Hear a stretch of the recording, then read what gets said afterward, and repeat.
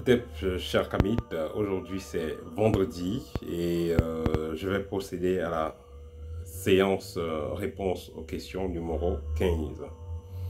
J'ai dit toujours, si vous avez des questions, posez-les directement sur YouTube. C'est une fois pour partie de l'académie. Mais si vous faites partie de l'académie, évidemment, vous pouvez vous poser les questions directement sur WhatsApp ou alors les garder pour que je puisse apporter une réponse pendant nos cours.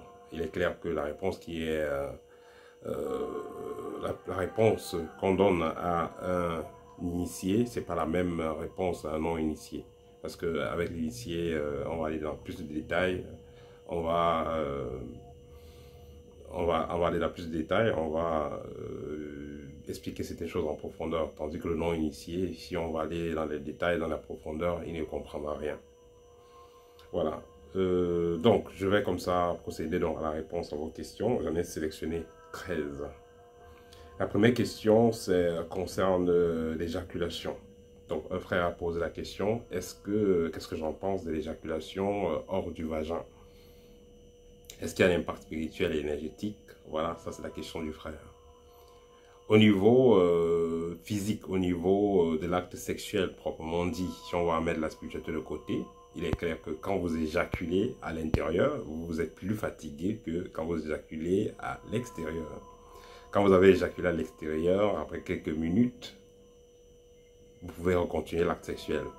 Tandis que quand vous avez éjaculé à l'intérieur, vous êtes beaucoup plus déchargé et vous avez besoin assez de temps. En temps normal, vous avez besoin assez de temps pour pouvoir continuer l'acte sexuel. Donc, au niveau de la performance, celui qui éjacule à l'extérieur sera plus performant que celui qui éjacule à l'intérieur. Au niveau spirituel, éjaculer à l'extérieur, ça dépend. Normalement, c'est pas correct parce que c'est une autre forme de perte d'énergie. C'est comme si vous gaspillez quelque chose de très sacré. Celui qui va éjaculer à l'extérieur, si c'est un initié, il sait ce qu'il fait. D'autres vont dire, oui, on peut éjaculer à l'extérieur pour ne pas enceinter la femme, pour qu'il n'enseigne pas, peut-être n'a pas besoin d'enfant avec sa partenaire. Dans ce cas, ça se comprend, mais au niveau spirituel, quand quelqu'un éjacule hors du vagin, si c'est un initié, ça veut dire qu'il sait ce qu'il est en train de faire. Parce que ici, ce n'est pas seulement parce qu'il ne veut pas enceinter sa partenaire, mais aussi, il y a des rituels aussi comme ça, où la personne va éjaculer ailleurs. La personne peut éjaculer sur le ventre, il peut éjaculer à l'entrée du vagin, il peut éjaculer sur le visage. Ça, c'est des rituels déjà. Ce n'est pas les simples trucs que les gens voient dans les films porno et tout ça. Non, ça n'a rien à voir. C'est des rituels. Ça, c'est des pratiques pour les initiés. Ils savent ce qu'ils sont en train de faire. Donc, je pense que cette réponse, elle est assez claire. Donc, ça dépend donc de votre pratique, ça dépend de votre niveau spirituel. Mais en temps normal, l'homme doit éjaculer dans le vagin, à part peut-être s'il ne veut pas enceinter sa partenaire. Et voilà, s'il ne veut pas enceinter sa partenaire. Et celui qui éjacule hors du vagin a eu une meilleure performance, il peut continuer l'acte sexuel assez rapidement parce qu'il n'aura pas déchargé toute l'électricité. Or, celui qui va éjaculer dans le vagin, physiquement, ne pourra pas continuer directement. Il sera beaucoup plus épuisé. Il va perdre beaucoup plus en énergie. Le sperme doit servir à activer les ovules pour qu'il y ait enfantement, pour qu'il y ait les enfants. Donc, c'est un peu le rôle du sperme, de faire les enfants. Mais le gaspiller à tout bout de champ, ça devient très délicat. Et surtout celui qui s'est masturbé et a éjaculé, il est en chute libre au niveau énergétique et il est totalement déconnecté avec ses familles spirituelles. Voilà, je vais aller sur la question suivante. Ici, c'est un frère qui dit, qui raconte l'histoire de... qu'il a une expérience qu'il a eu à vivre avec son ami qui urine dans la nature et crache dessus. Il faudra noter que ce soit en Afrique, en Europe, un peu partout dans le monde, il y a un vieux rituel qui est fait du genre, vous avez votre ennemi, vous savez où il allait pisser, vous allez avec un clou que vous avez pris quelque part et vous allez frapper le clou à l'endroit où il a pissé ses urines. Ça va rendre la personne impuissante. Donc c'est un rituel. Je ne vous ai pas dit d'aller essayer. Hein. Je ne vais même pas l'avoir dit quel genre de clou il faut utiliser. Donc voilà, tout ça pour dire que quand quelqu'un va donc cracher son urine, c'est une façon de dire que il bloque pour qu'on ne puisse pas faire de la magie avec son urine. C'est pour empêcher qu'on puisse faire de la magie avec son urine. C'est pourquoi les gens vont cracher. Là, ils ont pissé ou ils vont pisser avant de cracher. Voilà, c'est une façon de bloquer ça, pour qu'on ne puisse pas utiliser l'urine pour les faire du mal. Voilà. Et aussi, il est noté qu'il est important de ne pas pisser sur des arbres, surtout des arbres qui sont plus vieux que vous. Mais comment vous allez faire pour savoir si un arbre est plus vieux que vous? Donc il est mieux de ne pas pisser sur les arbres, parce que les arbres, c'est des portails mystiques. On ne pisse pas sur les arbres, on ne pisse pas sur les gros rochers. Voilà, vous pouvez pisser sur la terre libre, dans certains cas. Mais normalement, pisser dans la nature, ce n'est pas, correct de pisser dans la nature. Il faut aller pisser dans les toilettes. Mais si vous êtes coincé, allez pisser dans un endroit où il n'y a pas d'arbre. Sur la terre. Ne pissez pas sur les rochers. Ne pissez pas sur les arbres.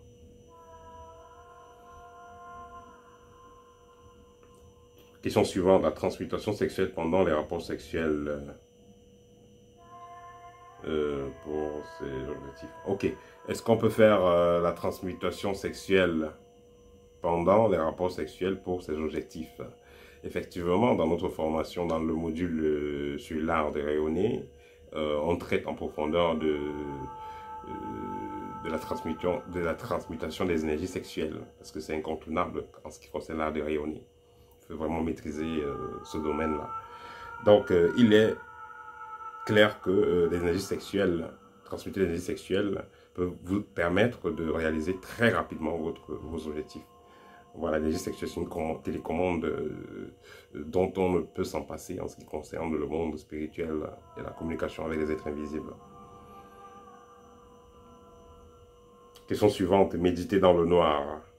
Méditer dans le noir, dans un endroit sombre, est-ce que c'est mauvais? Est-ce que ça appelle les esprits sombres? Non, pas du tout. Méditer dans le noir, ça vous permet tout simplement d'être de plus en plus vous-même. Ça vous permet même de développer des facultés extrasensorielles. Méditer dans le noir, c'est quelque chose de bien. Ne vous inquiétez pas, les entités négatives et sombres, que vous soyez dans la lumière artificielle, la lumière noire, peu importe, quand ils veulent vous attaquer, ils vous attaquent. Ça ne les dérange pas. Donc, ça n'a rien à voir avec les entités sombres ou les entités lumineuses, pas du tout. Au contraire, rester dans le noir, c'est quelque chose de magnifique. Là, vous allez mieux voir. Vous allez constater, par exemple, dans les villages, quand on construit des routes, les initiés ou les sorciers du village ne veulent pas, parfois que la route arrive dans leur zone, ne veulent pas qu'il y ait de l'éclairage artificiel parce que ça les empêche de bien voir dans le monde invisible. Donc, la lumière, l'absence de lumière, il n'y a pas de problème à cela. Au contraire, c'est très bien pour mieux ressentir le plan invisible. Question suivante, activer le troisième œil. Quelqu'un a posé la question. Oui, j'ai fait des vidéos sur comment activer le troisième œil. J'ai donné quelques astuces. Mais notez que il est impératif de suivre une voie initiatique. Parce que sinon, tout ce que vous allez voir, que ce soit dans les livres, que ce soit sur Internet, ce sera juste des astuces. Et ce qu'il y a sur les astuces, c'est que les astuces sont temporaires. Vous pouvez avoir un troisième œil qui va fonctionner correctement pendant, disons, à 60% pendant quelques temps, mais après ça va se refermer, ainsi de suite. Donc, si vous voulez avoir un troisième œil qui sera perpétuellement ouvert, fonctionnel, il faudra suivre une voie initiative, parce que là, on va vous apprendre l'alignement des fréquences vibratoires et comment maintenir une certaine vibration, ce qui fait que votre troisième œil va toujours fonctionner comme il le faut. Pacte avec Mammon. Quelqu'un qui m'écrit, il veut le pacte avec Mammon parce qu'il veut offrir sa virilité pour de l'argent. Ça, c'est des films. Hein. Ça, c'est des films. Il doit être des films. Les choses ne se passent pas comme ça. Avant de faire le pacte avec un esprit, il faut d'abord que vous soyez préparé par rapport à cela. Et une fois que vous êtes préparé à cela, vous pouvez faire le pacte avec cet esprit-là. Mais quand vous faites des pactes avec les esprits, ils ne vous prennent jamais ce qu'ils devaient vous prendre, ce que vous pensez qu'ils allaient vous prendre. Ce n'est jamais comme ça. Il y a toujours des surprises. Et c'est les pires des erreurs à faire parce que le temps passe vite. Vous vous rappelez ce que vous avez fait il y a 10 ans, 5 ans, 20 ans même. Vous allez faire un pacte à peine 2 ans, après 1 an, vous êtes déjà en train de mourir, vous n'êtes même plus là. Donc c'est du regret tout simplement. Tout le monde a des moments difficiles, on est tous passé des moments difficiles, mais c'est pas parce que vous avez passé un moment difficile que vous avez fait un pacte. J'ai rencontré un jeune homme qui m'a dit une fois, il veut faire un pacte. Je dis pourquoi? Il me dit il a le VIH. Et même sur le VIH, ça se soigne. Il y a des méthodes, il y a des techniques, ça se soigne. Donc ça ne sert à rien de vouloir en finir avec son existence, choisir une méthode suicidaire juste parce que vous avez les moyens financiers, ça n'a pas de sens. Et les contacts avec les démons et tout ça, ça ne nous intéresse pas. Nous sommes dans les vibrations plus hautes. Pour que quelqu'un puisse vous mettre en contact avec des pareilles entités, il faudra que lui soit lié à ces fréquences-là. Nous n'avons rien à faire avec ces fréquences-là. Donc je ne peux pas aider ce jeune homme. Les causes du dysfonctionnement des chakras. Voilà, quelqu'un posait la question à savoir quelles sont les causes des dysfonctionnements des chakras et est-ce que il y a des exemples clairs pour pouvoir faire que les chakras fonctionnent bien. Là, il faut passer par des écoles initiatiques, claires et nettes. Parce qu'on va vous donner des astuces, vous allez les faire 2 ou 3 jours, après vous n'allez plus les faire.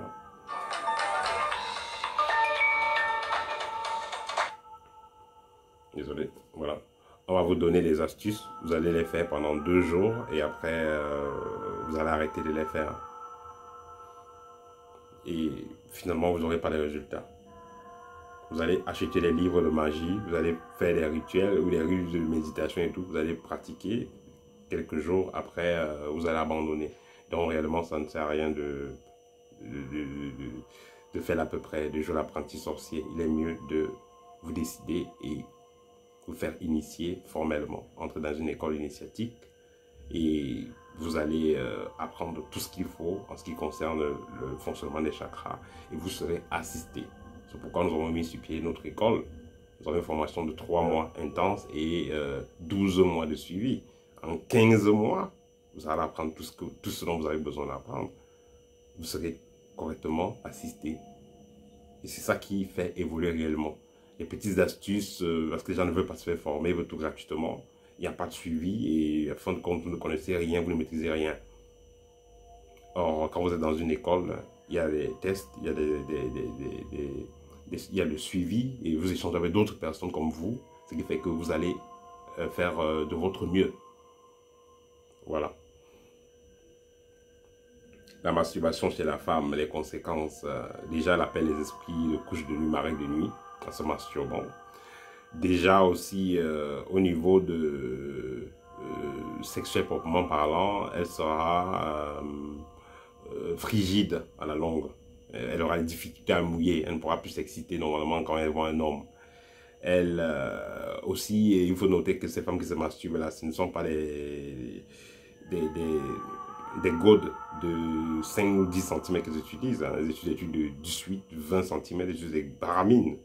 Voilà, une femme qui a l'habitude de se mettre un truc comme ça dans le vagin, quand elle va se marier, elle va épouser un homme qui a une grosseur normale, vous croyez qu'elle sera heureuse, elle ne sera pas heureuse sexuellement. Voilà, ce sera déjà gâté là-bas, elle ne sera pas heureuse sexuellement. Or, il faudra que la femme soit heureuse dans son couple. Quand elle se masturbait, elle faisait 1 heure, 2 heures de masturbation. Est-ce que son homme sera capable de faire 1 heure, 2 heures sur elle? Donc, la masturbation chez la femme, c'est vraiment très déconseillé. Donc, que ce soit avec le god, que ce soit avec les poupées gonflables aussi, que ce soit avec les doigts, même si elle ne met rien dans le vagin, tout ça, c'est nocif là. Elle appelle les choses. Pour un qui est initié, il sait qu'avec c'est la femme qui calcule certaines périodes du mois, juste en se frottant le clitoris, elle peut provoquer les forces cosmiques. Et puisqu'elle ne maîtrise pas cette science-là, elle va plutôt appeler les entités et il s'effétique, il va se retrouver dans des problèmes. Donc c'est quelque chose à oublier chez les femmes. Une femme qui a besoin de sexe n'a qu'à épouser un homme, point final. On soit un nom de tradition. Tu veux le sexe, marie-toi. Tu en auras comme tu veux, quand tu veux. Dans la masturbation, il faut laisser ça Mais toujours est-il que ne vous laissez pas tenter. Parce que si vous passez le temps à voir le X, vous allez vous masturber. Ne voyez plus de films porno. Vous n'allez plus vous masturber. Commencez déjà à éviter les films porno et les objectifs, concentrez-vous sur les objectifs. Faites un peu de sport, détendez-vous, lisez des livres. Ben, vous n'aurez plus le temps de vous masturber. Mais si vous vous ennuyez, vous tombez dans le porno, vous allez vous masturber. C'est très simple et net. Quelqu'un me demande à propos des couches de nuit, est-ce qu'il y a une solution? J'ai fait des vidéos où j'ai parlé des couches de nuit. Si vous faites des astuces, vous n'arrivez pas à trouver de solution, initiez-vous. Vous allez comprendre comment fonctionne le monde invisible et vous allez être capable de vous débattre vous-même. Tandis que si vous passez le temps à chercher des astuces, allez voir les gens qui travaillent sur vous par rapport aux couches de nuit, ce n'est pas sûr que vous aurez la solution. Parce que celui qui vient vous coucher mystiquement, quand vous allez le bloquer avec le sel, demain il viendra, il va développer le code pour traverser le sel, il va traverser le sel, il viendra vous coucher. Vous allez utiliser le citron, il va traverser, il viendra. Vous allez utiliser les métaux, il va traverser, il viendra. Il faut comprendre comment fonctionne votre vibration, la vibration de l'environnement. Et une fois que vous allez prendre contrôle de cela, il n'y aura plus de possibilité d'avoir les couches de nuit. C'est la solution la plus efficace et la plus durable. Quand on vous demande de l'heure, quelqu'un vous demande de l'heure alors que la personne a la montre, vous demande de l'heure, ne répondez pas. Il vous demande l'heure, ne répondez pas.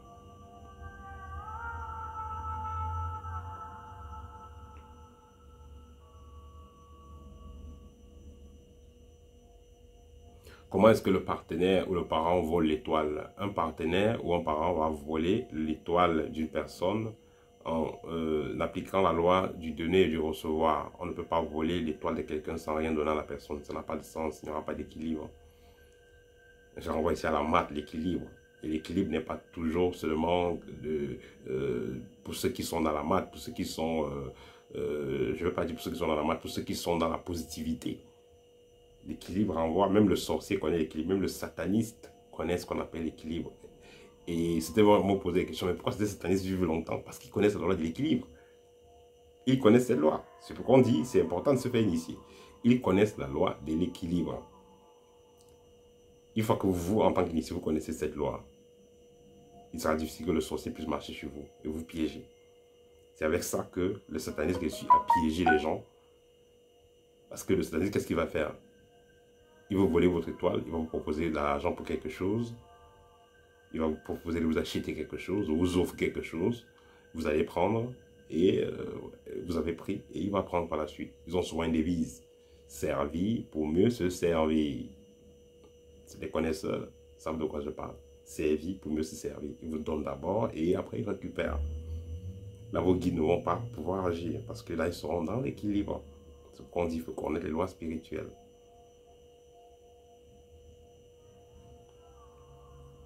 Si quelqu'un a volé votre étoile, question suivante, si quelqu'un a volé votre étoile et après il décède, une femme a volé votre étoile ou un homme ou un tonton a volé votre étoile, après il décède, est-ce que votre étoile vous retourne? Non. Je vous ai dit, l'étoile, est symbolique, ça symbolise de la lumière, ça représente la lumière en fait, votre lumière, votre rayonnement, votre lumière. Donc quelqu'un qui a volé votre lumière, après la personne meurt le lendemain, il est parti avec votre lumière. Il faut que vous travaillez spirituellement sur vous pour pouvoir encore recréer une fréquence vibratoire qui va vous attirer le bonheur dans votre vie. Donc, si vous êtes fait avoir, envolé votre étoile, la personne meurt, vous avez tué la personne, comme les gens le font souvent, rien ne va changer. Vous allez rester dans la merde. C'est comme les enfants, je pense que c'est au Cameroun, une famille qui avait brûlé leur maman. Parce que le pasteur a dit que la maman est sorcière. Ils ont attaché la maman, ils l'ont brûlée dans une case. Il disait que le maman volait l'étoile. Mais l'étoile n'est pas revenue. Peut-être la plupart d'entre eux se trouvent en prison maintenant, où ils ont été tués, où ils sont morts bizarrement. Voilà. Donc, l'étoile, qu'on a volé votre étoile, on a volé votre étoile.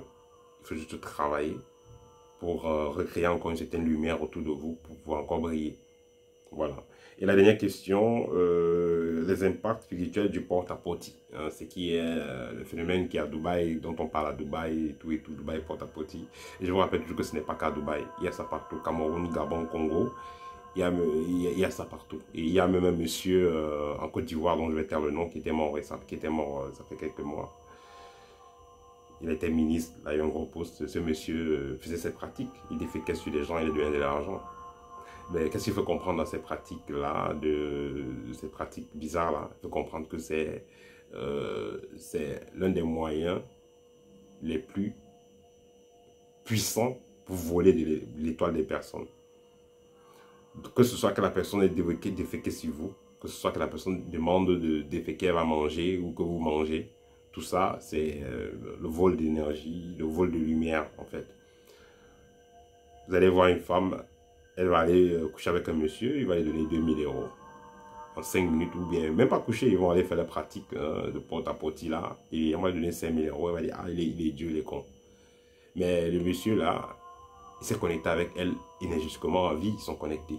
Et déjà, il va voler cette lumière dans le temps présent. Il va voler la lumière de la dame dans le temps présent, mais aussi à travers le temps et l'espace. Ça veut dire qu'à tout moment, même, ils sont là connectés énergétiquement, il peut se concentrer sur elle et il bouffe les énergies de la femme. Elle va se retrouver avec une vie pas possible. Et vous allez me dire, oui, bon, on connaît certaines femmes qui ont fait le porte-à-porte il y a ça 2 ans, 3 ans, mais elles sont heureuses, elles ont des voitures, elles ont des maisons. C'est bien, c'est bien. Il faut voir par la suite qu'est-ce qui se passe. Vous allez voir après 1 an ou 2 ans, une mort bizarre dans sa famille. Elle a acheté des voitures, ça fait l'accident, une maison s'est brûlée. Donc ça ne profite pas cet argent parce que c'est bien avec une énergie négative. Et déjà, ce que vous oubliez, c'est que le sorcier qui va faire cela, il a travaillé son argent avant. Que ce soit un chèque bancaire, que ce soit le cash. Ils aiment bien le cash, les gens. Généralement, c'est très difficile qu'ils font des virements bancaires. Et même si le virement bancaire, toujours une façon de travailler son argent avant de faire le virement bancaire, attention.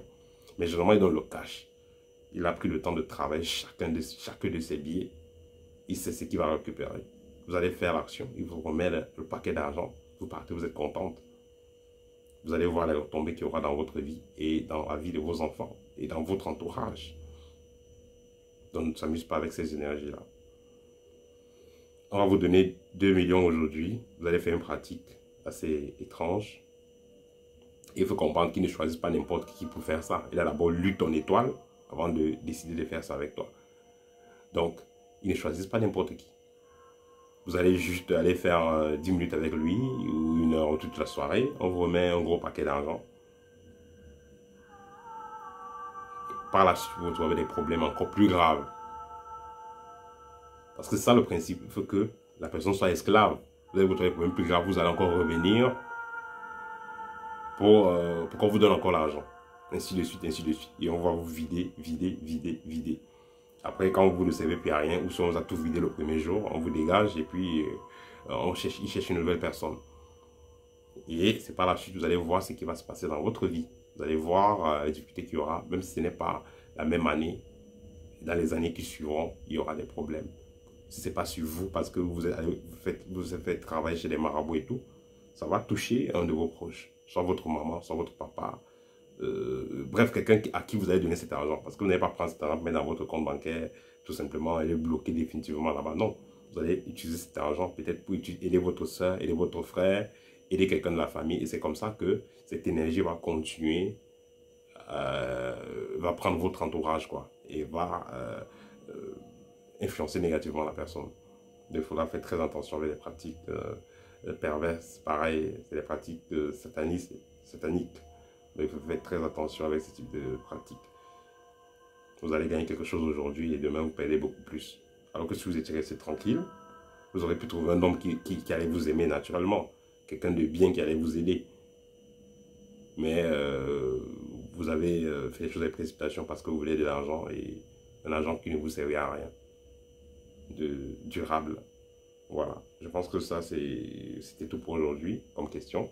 Si vous avez des questions, n'hésitez pas, posez-les toujours en bas dans l'espace de commentaires et je me ferai un plaisir vendredi prochain de vous répondre.